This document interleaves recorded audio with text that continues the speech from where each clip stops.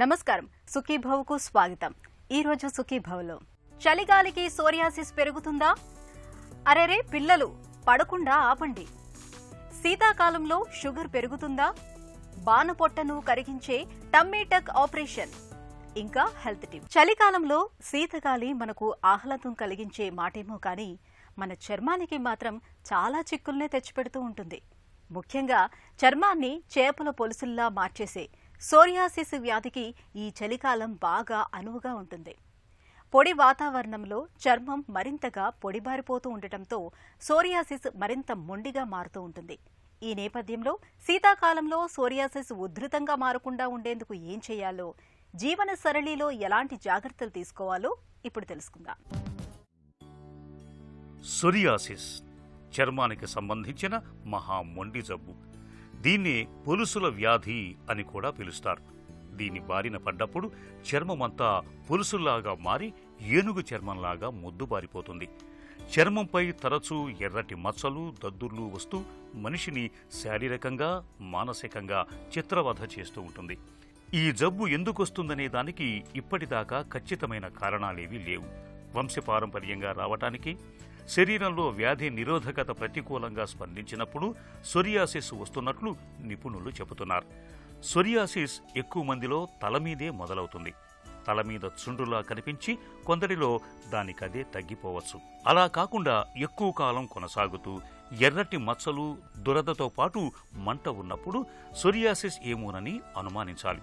ఇక సీజన్లు మారినప్పుడు, ముఖ్యంగా వాతావరణం చల్లగా ఉండే శీతాకాలంలో సోరియాసిస్ మరింత ఉధృతంగా మారుతూ ఉంటుంది. సాధారణంగానే శీతాకాలంలో మామూలు వాళ్ళకి ఒళ్ళంతా డ్రై అయిపోతూ ఉంటుంది. అయితే వీళ్ళకి ఏమవుతుందంటే ఎర్రగా అయిపోయి పెచ్చులు కట్టేసి మంట పుట్టి నానా బాధ పడుతూ ఉంటారు. కాబట్టి ఇలాంటి వాళ్ళు చాలామంది ఏంటంటే నూనెలు రాయడం కానీ ఎక్స్టర్నల్ అప్లికేషన్ మటుకు చెయ్యరు. వాళ్ళు ఓన్లీ ఇంటర్నల్గా తీసుకుంటూ ఉంటారు మందులు. అదేవిధంగా ఏదైనా అప్పటికప్పుడు అప్లై చేస్తుంటారు. కాకపోతే ఏంటంటే ఈ యొక్క సోరియాసిస్ వచ్చినప్పుడు తరచూ వాళ్ళకి మాయిశ్చరైజర్స్, అంటే చర్మం మెత్తబడే విధంగా మాయిశ్చరైజర్స్, ఆయిల్స్ అప్లై చేస్తూ ఉండాలి. ఈ సీజన్లో ఆహార విహారాల్లో వీళ్ళు తరచూ మార్పులు చేసుకోవాలి. ఎందుకంటే మలబద్ధకం లాంటిది, అజీర్ణ సమస్యలు లాంటివి ఉంటూ ఉంటాయి. కాబట్టి వీళ్ళు ఆహారంలో కూరగాయలు ఎక్కువ తీసుకోవడం, ఆకుకూరలు అధికంగా తీసుకోవడము, సాత్వికమైన ఆహారం అధికంగా తీసుకోవడం లాంటివి చేస్తూ ఉండాలి. ఇంకొక విషయం ఏంటంటే చాలా మటుకు ప్రోటీన్స్ తగ్గించేస్తూ ఉంటారు. చర్మానికి ఈ యొక్క సమస్య ఉన్నప్పుడు ప్రోటీన్ కంటెంట్ కూడా కావాలి. కాబట్టి త్వరగా అరిగే ప్రోటీన్ పదార్థాలు, అంటే గుడ్డు, ఉడకపెట్టిన గుడ్డు లాంటిది, త్వరగా అరిగే మాంసాహారం లాంటిది తీసుకోవచ్చు. చాలామంది ఏంటంటే పథ్యం అనేసి చాలా రకాలు ఆపేస్తూ ఉంటారు. అయితే అందరికీ చర్మం ఫ్లేర్ అవ్వడం అనేది జరగదు. అందరికీ పథ్యం అనేది ఒకటే రకంగా ఉండదు. కాబట్టి వాళ్ళ శరీరానికి ఏదైతే పడదో ఆ పదార్థాలను వదిలేయాలి. కానీ అన్ని పదార్థాలు వదిలేస్తే వాళ్ళకి న్యూట్రిషనల్ డెఫిషియన్సీస్ వచ్చి ఇంకా చర్మ వ్యాధి ఎక్కువ అవడానికి అవకాశం ఉంటుంది. కాబట్టి వీళ్ళు సప్లిమెంటేషన్, అంటే ఏదైతే వాళ్ళకి న్యూట్రిషనల్గా తగ్గుతుందో అవి వాళ్ళు సప్లిమెంట్ తీసుకుంటే కనుక, అంటే ఆకుకూరలు, కూరగాయలు, స్ప్రౌట్స్ లాంటివి, అంటే ఉడకపెట్టిన స్ప్రౌట్స్ లాంటివి తీసుకుంటే కూడా అది ప్రోటీన్ కంటెంట్ పెంచుతుంది. ఈ విధంగా తీసుకోవడం ద్వారా కూడా తగ్గుతుంది. చర్మాన్ని పొలుసులుగా, పొట్టుగా రాల్చేసే చర్మాన్ని పొలుసులుగా, పొట్టుగా రాల్చేసే సోరియాసిస్ వ్యాధికి మన శరీరంలో వ్యాధి నిరోధకత తగ్గటంతో పాటు ఆమం పేరుకుపోవటాన్ని ప్రధాన కారణాలుగా చెబుతుంది ఆయుర్వేదం. ఇలాంటప్పుడు ఆహారాన్ని ఓవైపు పోషకంగా, మరోవైపు ఔషధంగా వాడితే సోరియాసిస్ వ్యాధి తగ్గుముఖం పడుతుందని చెబుతారు నిపుణులు. ముఖ్యంగా చేపల్ని తినకూడదు. చేపలకు దూరంగా ఉండాలి. చేపలకు సోరియాసిస్ను పెంచే గుణం ఉందని చెబుతారు డాక్టర్లు. శరీరంలోని ఆమవాతాన్ని తగ్గించేందుకు పంచకర్మలు ఎంతగానో దోహదం చేస్తాయి. తరచూ పంచకర్మ చికిత్సల్ని చేయించుకుంటే సోరియాసిస్ వ్యాధి బాగా అదుపులో ఉంటుంది. ఇక బాహ్యంగా కరంజి, భృంగరాజ వంటి తైలాలను నిత్యం చర్మానికి పట్టిస్తూ ఉంటే సోరియాసిస్ వ్యాధి తీవ్రం కాకుండా ఉంటుంది. మానసికమైన సమస్యలు తీవ్రమైతే సోరియాసిస్ కూడా తీవ్రమవుతూ ఉంటుంది. కాబట్టి సోరియాసిస్ బాధితులు ఆందోళన, ఒత్తిళ్లు, డిప్రెషన్ వంటి సమస్యలకు దూరంగా ఉండాలి. చిట్కాల విషయానికి వచ్చేసరికి చాలా రకాలైన ఎక్స్టర్నల్ అప్లికేషన్స్ మనం చేసుకోవచ్చు. ముఖ్యంగా మాయిశ్చరైజర్తో పాటు న్యాచురల్ ఇంగ్రీడియంట్స్ని మనం కలిపి ఎక్స్టర్నల్గా పెట్టుకోవచ్చు. ఇందులో ముఖ్యంగా టీ ట్రీ ఆయిల్ అని దొరుకుతుంటుంది. అయితే టీ ట్రీ ఆయిల్, కలబంద ప్లస్ కొబ్బరి నూనె ప్లస్ కొంచెం క్యాస్టర్ ఆయిల్, అంటే ఇవి ఎలా వాడాలంటే కలబంద గుజ్జు మనకు ఫ్రెష్గా దొరుకుతుంది. అదేవిధంగా tea tree oil, essential oils దొరుకుతాయి, ఒక ఫ్యూ డ్రాప్స్, ప్లస్ కలబంద గుజ్జు మనకు శరీరానికి ఎంత పడుతుందో అంటే ఒక 50 grams దాకా తీసుకుని అందులో ఒక 25 grams కోకోనట్ ఆయిల్, ఒక 10 to 15 grams క్యాస్టర్ ఆయిల్, ఇవన్నీ కలిపేసి మిశ్రమాన్ని శరీరానికి స్నానానికి ముందర అప్లై చేస్తే కనుక వాళ్ళకి ఈ యొక్క స్కిన్ మెత్తపడడంతో పాటు ఇరిటేషన్ ఉండకుండా ఉంటుంది. ముఖ్యంగా ఈ సీజన్లో వీళ్ళు సోప్స్ లాంటివి అవాయిడ్ చేయాలి. కుంకుడుకాయ రసం కానీ, లేదా అంటే కుంకుడుకాయ రసంలో కొంచెం కొబ్బరి నూనె వేసి ఒంటికి రుద్దుకుంటే కనుక చాలా బాగా పనిచేస్తుంది. చికిత్స విషయానికి వచ్చేసరికి ఆయుర్వేదంలో ఈ యొక్క సోరియాసిస్కి చాలా రకాలైన చికిత్సా విధానాలు ఉన్నాయి. ముఖ్యంగా వాళ్ళకి చర్మానికి ఎక్స్టర్నల్గా ఏ విధంగా మెత్తబడేటందుకు కొన్ని రకాలైన ఆయిల్స్, అలాగే కొన్ని స్వేదకర్మలు లాంటివి, అలాగే కొన్ని రకాలైన ఔషధాలు లాంటివి ఉంటాయి. అదేవిధంగా ఇంటర్నల్ కూడా కొన్ని ఔషధాలు ఉంటాయి, అవి తప్పనిసరి వాడాలి. ఎందుకంటే ఇది ఆటో ఇమ్యూన్ ప్రాబ్లం కాబట్టి న్యాచురల్గా దొరికే కొన్ని ఔషధాలు రసాయన చికిత్స అంటాం మేము, అవి ఇవ్వడం ద్వారా వాళ్ళకి ఏమవుతుందంటే ఆ ఇమ్యూనిటీ లెవెల్ పెరిగినప్పుడు ఆ రోగం తీవ్రత తగ్గడం అనేది జరుగుతూ ఉంటుంది. ముఖ్యంగా ఇందులో అంటే మహామంజిష్ట అనేది, అలాగే పంచతిక్తకం అనేది, అదే కొన్ని రకాలైన గుగ్గులు యోగాలు లాంటివి, అలాగే త్రిఫలా రసాయనం లాంటివి, త్రిఫలా గుగ్గులు లాంటివి, ఇవన్నీ కూడా న్యాచురల్ మెడిసిన్స్. కాకపోతే ఒక డాక్టర్ సూపర్విజన్లో కొన్ని నెలల పాటు తీసుకుంటే కనుక చాలా బాగా తగ్గుతుంది. అదేవిధంగా ఈ ఫ్లేరింగ్ అప్ అనేది వచ్చినప్పుడు మళ్ళీ వాడడం లాంటివి చేయడం ద్వారా కూడా వాళ్ళ బాడీ మళ్ళీ రికూప్ అవుతుంది. అంటే వాళ్ళకి మళ్ళీ సర్దుకుని మళ్ళీ వచ్చినప్పుడు మళ్ళీ వాడినప్పుడు అదంతా తీవ్రంగా ఉండదు. ఈ విధంగా మనం చికిత్స తీసుకుంటే కనుక మనకి మంచి ఉపయోగం ఉంటుంది. చర్మాన్ని పులుసులుగా మార్చి పొట్టుగా రాల్చే సోరియాసిస్ ఒక పట్టానం మానే జబ్బు కాదు. చికిత్స తీసుకుంటున్నప్పటికీ తగ్గుతూ తిరిగి వస్తూ తెగ ఇబ్బంది పెడుతూ ఉంటుంది. ముఖ్యంగా చలి వాతావరణంలో సోరియాసిస్ జబ్బు మరింతగా ఉధృతమవుతూ ఉంటుంది. అయితే వ్యాధిని ప్రేరేపించే కారకాలకు దూరంగా ఉంటే తీవ్రతను తగ్గించుకోవచ్చు. చల్లగాలికి, చల్లటి వాతావరణానికి దూరంగా ఉండాలి. మానసిక ఒత్తిడి, ఆందోళనలు సోరియాసిస్ను తీవ్రం చేస్తాయి. కాబట్టి ఒత్తిళ్లను సాధ్యమైనంత వరకు తగ్గించుకోవాలి. అలాగే ఎలర్జీలకు కూడా దూరంగా ఉండాలి. పొగ, మద్యం వంటి వాటికి దూరంగా ఉండాలి. స్నానం చేసిన తర్వాత చర్మంపై క్రీముతో కూడిన లోషన్లు రాసుకుంటే మంచిది. మానసిక సమస్యలు, గుండె జబ్బులు, కీళ్లవాతం, మలేరియా చికిత్సకు ఉపయోగించే కొన్ని మందులతో సోరియాసిస్ తీవ్రత పెరిగే అవకాశం ఉంది. కాబట్టి ఏవైనా మందులు వాడుతున్నప్పుడు జబ్బు ఎక్కువగా ఇబ్బంది పెడుతూ ఉంటే ఆ విషయాన్ని వెంటనే డాక్టర్కు చెప్పాలి. ఇలా అన్ని రకాలుగా తగిన జాగ్రత్తలు తీసుకోవడం ద్వారా సోరియాసిస్ జబ్బును చక్కగా అదుపులో ఉంచుకోవచ్చు. అమ్మ పొత్తిళ్లలో కేరింతలు కొట్టాల్సిన పసిబిడ్డలు, హాయిగా ఆడుకుంటూ తిరగాల్సిన పిల్లలు తలకు దెబ్బలు తగిలించుకుని ఆసుపత్రుల్లో ప్రాణాపాయంతో కొట్టుమిట్టాడటం అంటే ఎంత పెద్ద కష్టం. నేడు మన దగ్గర ఎంతో మంది పిల్లలు ఇదే విపత్తును ఎదుర్కొంటున్నారు. మేడపై నుంచి, ఎత్తైన ప్రదేశాల నుంచి, పై అంతస్తుల నుంచి కిందకు పడిపోయి మెదడు దెబ్బతిని తీవ్ర విపత్తుల్లోకి జారిపోతున్న పిల్లల సంఖ్య చాలా ఎక్కువగా ఉంటుంది. ఇలాంటప్పుడు తలగాయాలను సరిగ్గా అంచనా వేయకపోయినా, సకాలంలో సత్వరమే వైద్యం అందకపోయినా పిల్లల ప్రాణాలే ప్రమాదంలో పడతాయి. ఈ నేపథ్యంలో పిల్లలకు తలకు తగిలే దెబ్బలు, గాయాలు, వాటికి చికిత్సా మార్గాల గురించి ఇప్పుడు తెలుసుకుందాం. చిన్న పిల్లల్లో, పుట్టిన పిల్లల్లో క్రాడిల్స్లో మదర్ చేతి నుంచి కింద పడ్డము, బెడ్ నుంచి ఒకసారి దొరలడం అలవాటు అయ్యాక బెడ్ నుంచి పడడము, క్రాడిల్స్ నుంచి పడ్డము, వాకర్స్ నుంచి పడ్డం అనేది కామన్గా చూస్తాం. చిన్నపిల్లలు పడడం కామన్, సహజం అనేసి పేరెంట్స్ కూడా ఏం ప్రాబ్లం లేకపోతే డాక్టర్ గారికి తీసుకెళ్ళడం అలా చేయరండి. అయితే మనకు మెడికల్ అటెన్షన్ అవసరం అనేది తెలుసుకోవడం చాలా ఇంపార్టెంట్. ఎప్పుడైతే బేబీ ఎక్కువగా క్రై చేస్తున్నారు, అసలు ఆగట్లేదు, ఫీడింగ్ తీసుకోవట్లేదు, వామిటింగ్ చేస్తున్నాడు, లేకపోతే స్పృహ కోల్పోయాడు, ఫిట్స్లా వస్తున్నాయి, కళ్ళు పైకి తేలేసేసి అన్కాన్షియస్గా రెస్పాండ్ అవ్వట్లేదు, అలాంటి కండిషన్స్ చూస్తున్నప్పుడు మనము ఇవన్నీ serious red flag science for severe head injury అనేది తెలుసుకొని త్వరగా మనం డాక్టర్ దగ్గర తీసుకెళ్ళాలి. మోస్ట్ కామన్గా మనకు పేరెంట్స్ నుంచి వచ్చే కంప్లైంట్ అంటే వాప్ వస్తుందండి.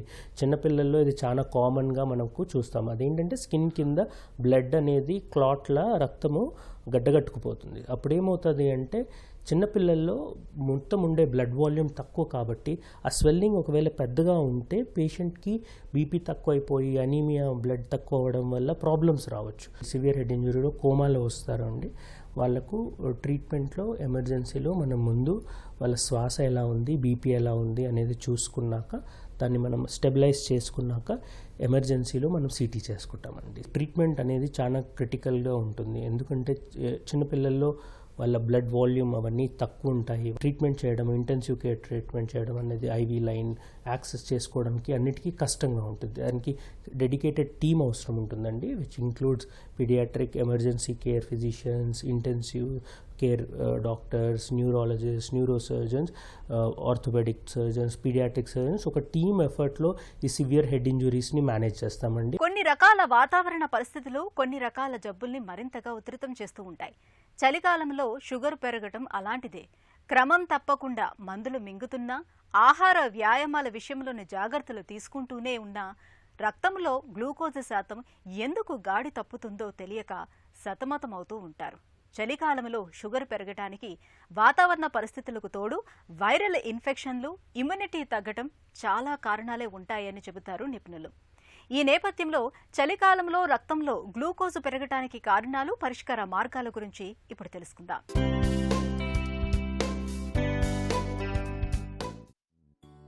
మిగిలిన కాలాలతో పోలిస్తే శీతాకాలంలో వ్యాధులు ఎక్కువగా వస్తుంటాయి. వైరల్, బ్యాక్టీరియల్ ఇన్ఫెక్షన్లు పెరుగుతాయి. సహజంగా శరీరంలో రోగ నిరోధక శక్తి తగ్గుతుంది. అయితే వీటన్నిటితో పాటు ఈ కాలంలో రక్తంలో చక్కెర స్థాయిలు కూడా ఎక్కువగా పెరుగుతూ ఉంటాయి. అందుకని ఈ కాలంలో సాధారణంగా చాలా మంది మధుమేహం బారిన పడుతూ ఉంటారు. అలాగే షుగర్ ఉన్నవారికి మందులు వాడుతున్నా సరే అది ఇంకా పెరిగిపోతూ ఉంటుంది. చలికాలంలో రక్తంలో గ్లూకోజ్ స్థాయిలు పెరగటానికి విటమిన్ డి లోపాన్ని ఒక ప్రధాన కారణంగా చెప్పుకోవచ్చు. శీతాకాలంలో ఎండ తక్కువ సమయం ఉంటుంది. తగినంత ఎండ మనకు తగలకపోతే మన శరీరంలో విటమిన్ డి లోపం ఏర్పడుతుంది. ఈ లోపం వల్ల ఇన్సులిన్ ప్రభావితమై తగ్గిపోతుంది. దీంతో రక్తంలో చక్కెర స్థాయిలు పెరిగే ఆస్కారం ఏర్పడుతుంది. కాబట్టి మధుమేహులు ఈ చలికాలంలో రోజూ కాసేపు ఎండలో కూర్చోవటాన్ని అలవాటుగా చేసుకోవాలి. ఇక చలికాలంలో తగినంత వ్యాయామం లేకపోవటం వల్ల కూడా రక్తంలో గ్లూకోజ్ పెరగటానికి కారణమవుతుంది. ఈ సీజన్లో వాతావరణం చల్లగా ఉండటంతో చాలామంది వ్యాయామాన్ని దూరం పెడుతూ ఉంటారు. శరీరానికి చాలినంత శ్రమ లేకపోవటం వల్ల రక్తంలో చక్కెర స్థాయిలు పెరిగే అవకాశం ఉంటుంది. కాబట్టి ఈ సీజన్లో ఉదయాన్నే లేవలేకపోయినా కనీసం సాయంత్రమైనా ఓ గంట పాటు వ్యాయామాలకు కేటాయించుకోవాలి. ఇక చలికాలంలో సాధారణంగానే ఉష్ణోగ్రతలు తక్కువగా ఉంటాయి. చల్లటి ఉష్ణోగ్రత వద్ద ఇన్సులిన్ ప్రభావవంతంగా పనిచేసే అవకాశాలు తక్కువగా ఉంటాయి. దీంతో షుగర్ పెరిగే అవకాశం ఉంటుంది. వాతావరణం చల్లగా ఉండటంతో ఈ సీజన్లో చాలామంది సరిగా నీళ్లను తాగరు. దీంతో మన శరీరంలో చాలినంత నీరు ఉండదు. నీరు తగినంతగా లేకపోతే మన శరీరంలో ఎక్కువగా ఉన్న గ్లూకోజ్ బయటకు వెళ్లటానికి వీలు కాదు. ఇలాంటప్పుడు రక్తంలో చక్కెర స్థాయిలు పెరిగిపోతాయి. కాబట్టి శీతాకాలంలో మధుమేహులు ఈ అంశాలన్నింటినీ దృష్టిలో ఉంచుకోవాలి. రోజూ కాసేపు ఎండకు కూర్చోవటం, శరీరానికి చాలినంత శ్రమను కల్పించుకోవటం, దాహం వేసినా వేయకున్నా తరచుగా నీళ్లను తాగుతూ ఉండటం, ఇన్సులిన్ను గది ఉష్ణోగ్రత వద్ద భద్రపరచుకోవటం వంటి జాగ్రత్తలు తీసుకోవాలి. అప్పుడే ఈ చలి సీజన్లో షుగర్ చక్కగా అదుపులో ఉంటుంది. పెళ్లికి ముందు సన్నగా, నాజుగ్గా, మెరుపుతీగలా ఉండే వాళ్లలో చాలా మందికి పిల్లలు పుట్టాక శరీర ఆకృతి మొత్తంగా మారిపోతూ ఉంటుంది. ముఖ్యంగా పొత్తి కడుపు జారిపోయినట్లుగా ఉండి ముందుకు వచ్చేస్తూ ఉంటుంది. ఒకప్పుడైతే ఇలా జారిన పొట్ట విషయంలో చేయటానికి ఏమీ ఉండేది కాదు. అయితే ఆధునిక వైద్యంలో టమ్మీటక్ ఆపరేషన్ రాకతో ఇప్పుడు పొట్టను తీర్చిదిద్దడం అనేది చాలా సులువుగా మారిపోయింది. పొత్తి కడుపును తీర్చిదిద్దే టమ్మీటక్ సర్జరీ గురించిన పూర్తి వివరాల్ని డాక్టర్ని అడిగి ఇప్పుడు తెలుసుకుందాం. టమ్మీటక్ సర్జరీ అంటే ఏంటి? టమ్మీటక్ ఆపరేషన్ అనేది జనరల్గా ఈ ప్రెగ్నెన్సీస్, మల్టిపుల్ ప్రెగ్నెన్సీస్ అవ్వడం వల్ల కానీ, లేదు అంటే ఏజ్ రిలేటెడ్, అంటే వయసు పెరిగే ఆల్మోస్ట్ ఒక 50 years 60 years ఏజ్ వచ్చిన తర్వాత, లేదు ఇంకొకసారి ఏంటంటే బాగా మాసివ్గా వెయిట్ లాస్ తగ్గిపోవడం, న్యాచురల్గా తగ్గిపోవడం, లేదు అంటే బెరియాట్రిక్ సర్జరీస్ జరగడం వల్ల ఈ అన్నిట్లో ఏంటంటే స్కిన్ అనేది, పొట్టకి సంబంధించిన స్కిన్ అనేది బాగా లూజ్ అవ్వడము, మజిల్స్ అనేవి బాగా రిలాక్స్ అయిపోవడం, ఇట్లా ఉన్నట్లయితే దానికి సంబంధించిన ఆపరేషన్ టమ్మీ టక్ ఆపరేషన్ అనేది అంటుంటాం. దీనిలో ఏం చేస్తామంటే ఎక్సెస్గా ఉన్న స్కిన్ని, లేదంటే ఎక్సెస్గా ఉన్న టిష్యూస్ని దాన్ని రిమూవ్ చేసి దాంతోపాటు లోపల ఉన్న మజిల్స్ని లేదంటే ఫేషియాని టైట్ చేస్తాం. అలాగే ఒక్కొక్కసారి మనకి బెల్లీ బటన్ అనేది ఉంటుంది కదా, దాన్ని కూడా మనకి రీపొజిషన్ చేసి టైట్గా అనిపించడానికి, లేదు అంటే ఆ టోన్ అనేది బెటర్గా అనిపించడానికి చేసే ఆపరేషన్ని టమ్మీ టక్ అంటాం. టమ్మీ టక్ ఆపరేషన్ ఎన్ని రకాలుగా ఉంటుంది? టమ్మీ టక్ అనేది ఒక 4 రకాలైన ఆపరేషన్స్ ఉంటాయి. దీనిలో ఎట్లా అంటే మీకు రీజన్ని బట్టి, అంటే ఓన్లీ ప్రెగ్నెన్సీస్ వల్ల ఉందా దాన్ని బట్టి, దాంతోపాటు మీకు ఎంత పార్ట్ ఆఫ్ ద స్కిన్ అనేది ఎక్సెస్గా ఉంది, లూజ్గా ఉంది అనే దాన్ని బట్టి రకరకాల ఆపరేషన్స్ ఉంటాయన్నమాట. జనరల్గా చేసే ఆపరేషన్ని స్టాండర్డ్ టమ్మీ టక్ అంటాం. అంటే దీన్ని ఒక హిప్ బోన్ నుండి ఇంకో హిప్ బోన్ వరకు మనం కట్ ఇచ్చి ఈ టిష్యూస్ని రిపోజిట్ చేయడం, ఎక్సెస్ టిష్యూని రిమూవ్ చేయడం అనేది జరుగుతుంది. అలాగే ఒక్కొక్కసారి మినీ టమ్మీ టక్ అనేది చేస్తాం. మినీ టమ్మీ టక్ అంటే స్కిన్ ఇన్సిషన్ అనేది చాలా చిన్నగా ఉంటుంది. దీనిలో ఏంటి అంటే డిసెక్షన్ అనేది ఓన్లీ బెల్లీ బటన్కి కింద వరకు మాత్రమే చేస్తాం. ఇది ఎవరిలో అవసరం అవుతుంది అంటే ఇంకా అన్మ్యారీడ్ వాళ్ళు ఉన్నారు, లేదు అంటే ఫ్యూచర్లో మళ్ళీ ప్రెగ్నెన్సీస్ని ప్లాన్ చేసుకున్నారు అన్న వాళ్ళకి ఈ మినీ టమ్మీ టక్ అనేది అవసరం అవుతుంది అనమాట. కొంతమందిలో ఏంటంటే మాసివ్ వెయిట్ లాస్ ఉన్న వాళ్ళకి, లేదు అంటే మరీ ఎక్కువ ఆల్మోస్ట్ ఒక 40 కిలోస్ 50 కిలోస్ వెయిట్ తగ్గారు అండ్ వాళ్ళకి టమ్మీ చుట్టూరు కూడా ఆ ఎక్సెస్ సాగింగ్ స్కిన్ ఉన్నట్టయితే కనుక వీళ్ళకి ఎక్స్టెండెడ్ టమ్మీ టక్ కానీ లేదంటే లోయర్ బాడీ టక్ అనేది చేస్తుంటాం. హెర్నియా ఉన్నప్పుడు టమ్మీ టక్ సర్జరీ చేయించుకోవచ్చా? జనరల్గా కొంతమందికి ఏంటంటే ఇన్సిషనల్ హెర్నియాస్, అంటే ఇంతకుముందు ప్రీవియస్ సర్జరీస్ అవ్వడం వల్ల వచ్చిన ఇన్సిషనల్ హెర్నియాస్ కానీ, లేదంటే వెంట్రల్ హెర్నియాస్ అనేది అంటుంటారు.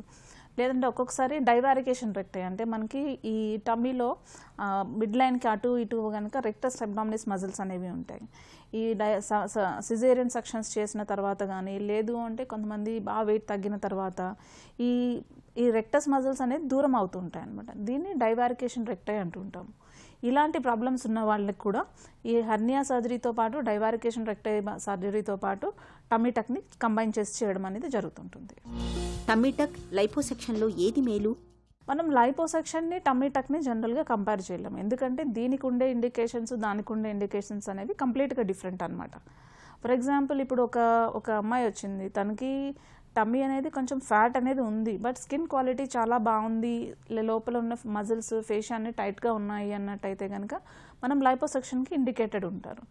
అలా కాకుండా మన టమ్మీ టక్ని చూసినట్లయితే బాగా లూజ్ స్కిన్ ఉంది, స్కిన్కి బాగా స్ట్రెచ్ మార్క్స్ ఉన్నాయి, లోపల మజిల్స్ కానీ ఫేషియా కానీ బాగా లూజ్ ఉన్నట్లయితే వీళ్ళలో టమ్మీ టక్ని మనం ఇండికేట్ చేస్తాము, లేదంటే రికమెండ్ చేస్తాము. అంతేగాని లైపోసెక్షన్ అనేది లేదు అంటే టమ్మీ టక్ని ఈ రెండు ఆల్టర్నేటివ్స్ అనేది అయితే కాదు. టమ్మీ టక్ సర్జరీ తర్వాత పొట్ట తగ్గిపోతుందా? చాలామంది సర్జరీ అయిపోగానే కంప్లీట్ ఫ్లాట్ అయిపోతుంది, లేదంటే మనం సినిమాల్లో చూసే హీరోయిన్స్కి వాళ్ళకి ఎట్లా ఉంటుంది అలా అయిపోతుంది అనే అపోహలు ఉంటాయి. ఇది పాసిబుల్, కానీ అందరిలోనే కుదరకపోవచ్చు. ఎందుకు అంటే మనకి లోపల పొట్టలో 2 రకాల ఫ్యాట్ ఉంటాయి అన్నమాట. ఒకటి విజరల్ ఫ్యాట్, అంటే మన ఇంటెస్టైన్స్ మధ్యలో కానీ సాలిడ్ ఆర్గాన్స్లో మధ్యలో ఉండే ఫ్యాట్ని విజరల్ ఫ్యాట్ అంటాం. అలాగే మన స్కిన్ కింద ఉండే ఫ్యాట్ని పెరైటల్ ఫ్యాట్ అంటాం. సో ఎవరికైనా ఈ లోపల ఉండే విజరల్ ఫ్యాట్ అనేది ఎక్కువగా ఉంది అన్నట్టయితే కనుక దానిని టమ్మీ టక్ ద్వారా తగ్గించడం అనేది కుదరదు. దీనికి ఓన్లీ డయట్ కానీ ఎక్సర్సైజ్ కానీ బెరియాట్రిక్ సర్జరీ మాత్రమే ద్వారానే ఈ ఫ్యాట్ని తగ్గించడం అనేది కుదురుతుంది. సో ఎవరికైనా ఈ విజరల్ ఫ్యాట్ కనుక ఎక్కువగా ఉన్నట్లయితే కంప్లీట్ ఫ్లాట్ అనేది అబ్డామెన్ అనేది కుదరకపోవచ్చు. సో ఇలాంటి వాళ్ళలో ఏం చేస్తుంటాము అంటే వీళ్ళని కొద్దిగా బెల్లీ బటన్ పైన ఉండే ఆ బల్జ్ని కొంచెం డయట్ ఎక్సర్సైజ్ చేసి తగ్గించుకొని ఒక 4-5 కిలోస్ వెయిట్ తగ్గిన తర్వాత వచ్చి అప్పుడు టమ్మీ టక్ చేయించుకోమని రికమెండ్ చేస్తామన్నమాట. టమ్మీ టక్ సర్జరీ తర్వాత కోలుకునే ప్రక్రియ ఎలా ఉంటుంది? ఎలాంటి జాగ్రత్తలు తీసుకోవాలి?